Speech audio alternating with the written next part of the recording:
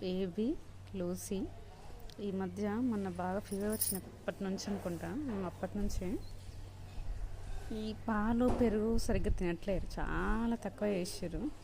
Non veg కావాలంటే రోజు chicken egg ఇవే తింటారు. లేదంటే మీటప్ బిస్కెట్స్ ఉంటాయి కదా, అవి బాగా తింటారు. ఆ బిస్కెట్స్ అయిపోయినాయి. తర్వాత ఎగ్ చికెన్ పెడుతున్నా. డైలీ చికెన్ అంటే కొంచెం కష్టము, తెచ్చేవాళ్ళు కూడా లేరు, కానీ అదే కావాలంట. ఈరోజు మార్నింగ్ మా పక్కన ఇల్లు కనబడుతుంది కదా, వాళ్ళు కోళ్ళం పెంచుతారనమాట. వాళ్ళకు చిన్న కోడి పట్టేసింది మా బేబీ. కథం ఇక వాళ్ళు రప్ప రాయి తీసుకొని వచ్చి మా బేబీ మీద విసిరితే భయపడి ఇటు వచ్చేసింది, పోయి ఇక్కడ దాచుకుంది. అక్కడికి వెళ్ళి దాచుకుంది. ఇక ఏమనుకుందో ఏమో, మళ్ళీ అటు వెళ్ళలే. వాళ్ళు రాళ్ళు తీసుకొని ఇచ్చేసరికి భయపడ్డారు ఇద్దరు, జూలీ బేబీ ఇద్దరు భయపడ్డారు. మళ్ళీ నేను ఎన్నిసార్లు గమనించినా ఇటువైపు వెళ్ళలేదు, ఇక్కడే ఉన్నారు.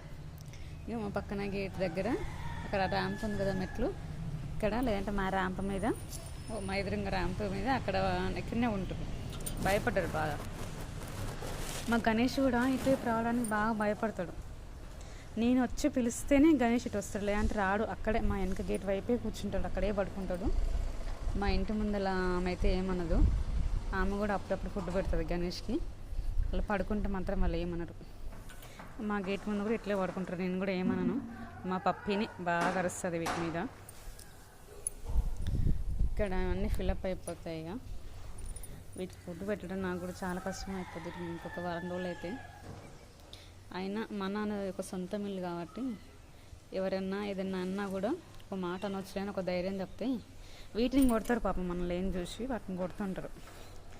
అవి బాగా భయపడిపోతాయి పాపం.